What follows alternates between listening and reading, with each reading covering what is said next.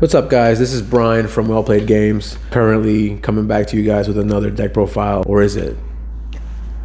Anyway, just wanted to talk about how much the format has changed in the past couple of months since I saw you last with my strategic deck profile. I also wanted to talk about how Brave is just literally everywhere. Today was one of those days where it really just came down to like how you build the deck and how you play it. I guess it really comes down to luck too, because you got to see these cards, they're unsearchable. Basically every deck now is just outs. If it's not outs, you're playing Brave and they have to out you. So that's pretty much what it is. Today was a 3v3 at Gamer's Choice here in New York City, Queens to be specific. You guys should check them out if you're ever in town. They definitely hook you guys up on some card prizes. But anyway, without further ado, let me get down to it. We have the main monkey man himself, 3 Alistair the Invoker, 3 Magical Meltdown to search Alistair, and the 2 Invocation to go with the package itself. Some people play 1. I really just prefer to play 2.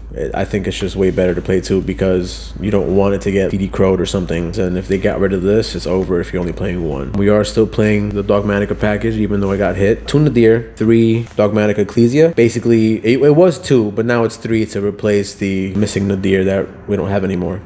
We have the 1 Fleur de Lis, 1 Maximus, 1 Punishment, and the Schism. Punishment is clutch, and I'll explain why later. We are playing DPE still, so we have the 1 Dasher and the Celestial. We do have the 2 Fusion Destinies to go with it. We are running 2 copies of the God card itself, Forbidden Droplet. This card is so good. 1 Called By and the Terraforming to search the Magical Meltdown. 3 copies of There Can Be Only One, broken. 3 copies of Strike. This and There Can Be Only One breaks any board. 2 copies of Infinite Impermanence. I was debating playing this over the Veiler, but people were playing Tactics more often than not. Impermanence just like a safer negate on the opponent's monsters. We are playing a lot of hand traps this time around to combat the Brave package.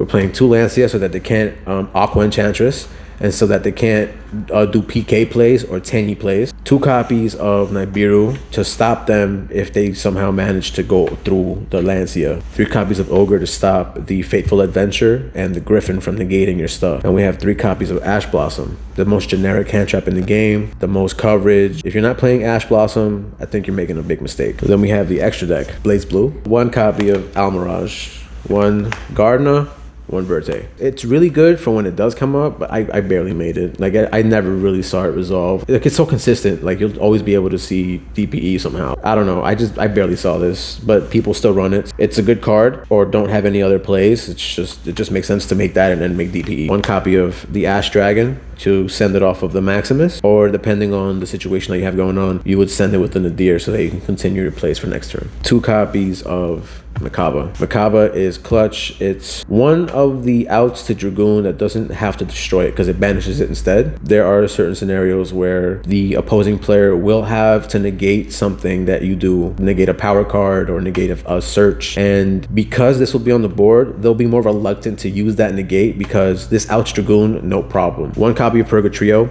There was one scenario today, the opponent gammed me. I already had Invocation in hand and I had already used Ash, and this happens more often than not. I summoned Purgatrio and I literally just attacked for game because they're both 0. They come out in defense, so that's already piercing damage for pure. He had his own Verte Anaconda and it was only 500 attack, so that was definitely game. We have Boneless DPE himself, Invoked Dogmatika. This card, it's more reactive. I kind of like it a little bit more than DPE because the attack boost is pretty crazy until the end of the next turn. It's not as reactive as the DPE himself, but his utility is just like unmatched. And then you have DPE himself. Obviously, he'll always be a better version of Agoides, but I feel like even though they both destroy monsters, him being able to come back just adds a different level of utility to the extra deck. I feel like the deck itself always needed, and even though I was playing him before, now it's just even more important. You can't play the deck without him anymore. 1 copy of Apkalone, 1 copy of Construct, and 1 copy of Winda. So this is your Shaddoll package. You're gonna dump this with Nadir or the Maximus. You're gonna search your Schism. If you discard the Schism with its effect, if you don't have like let's say, well, there's situations where sometimes you open up double invocation, so I would just dump the other invocation and keep the Schism in the hand so that I can recycle and make Winda twice. there are scenarios where you can make Winda twice. One copy of Netis, one copy of Fossil Warrior Skull Knight, underrated card, very, very underrated, and one copy of Cyframe Lord Omega. I honestly saw like no use for this guy. He was probably the most useless, not useless, but saw the least use in the extra deck. I honestly had no problem with anyone else summoning DPE because I played Hero Brave and I thought it was really strong in theory, and I guess in practice it wasn't all that intimidating. I did go up against a few Brave variants. I went up against Prank Kids, Brave Prank Kids. I went up against Tenyi Brave. I went up against Sword Soul. I went up against Flunders, and I went up against Numeron Wall OTK. I went 5 rounds undefeated. There was only 2 opponents that brought me to game 3, which were the Numeron OTK and the Flunderies players. The hero player, he was pretty good. I'll give him credit. He knew his interactions well, but I feel like the deck itself just wasn't, like, it just wasn't moving for him. And heroes can sometimes brick.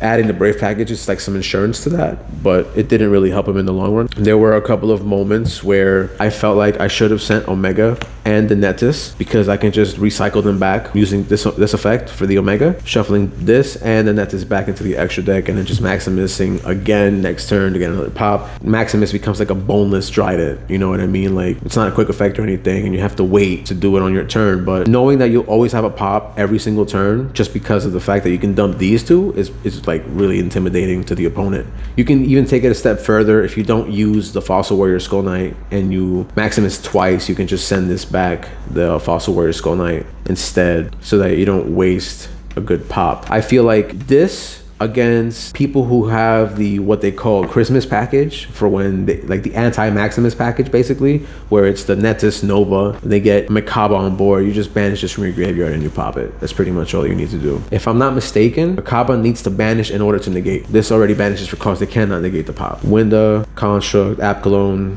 I feel like too many players rely on this by themselves. I do understand why this is so pivotal for the deck. It's very much a key piece, and DPE, too important. There's just like no replacement for him. Hey, I'm gonna keep coming back and forth every single turn, and I hope you have enough interactions to deal with me throughout the entire course of the game. Because even if they droplets him and they get rid of him by battle or by destroying him or something, he'll still come back next turn anyway because of his effect to activate in the graveyard. I'll go Edie's today against Brave Tenyi, Predaplant, Verte Anaconda, this card, and Destroyer Phoenix Enforcer. Opponent had no plays because anything that he did was just gonna get popped. So clutch. Purgatrio, clutch. Double Makaba. People play 1. I'm strongly suggesting you play 2. Titaniclad, mandatory.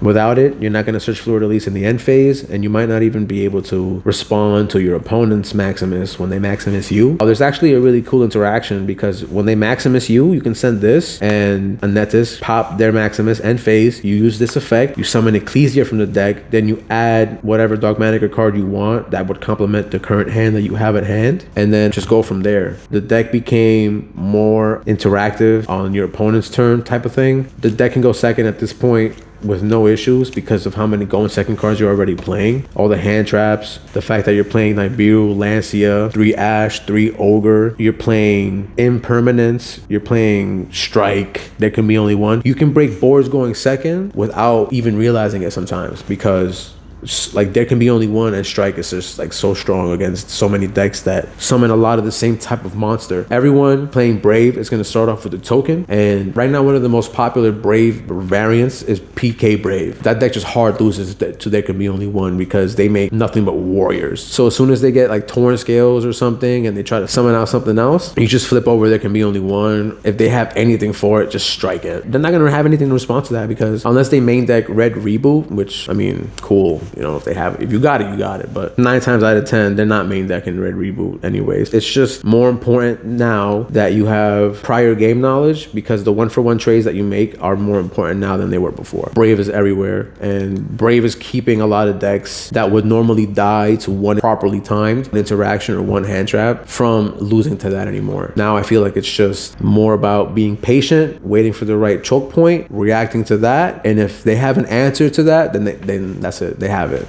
If you have an answer to that answer, then I guess you got real lucky because nowadays it's activate card, response, no, okay, get token, Fateful Adventure effect. If you don't have the Ogre, they're gonna get Griffin, They're gonna get Draco back.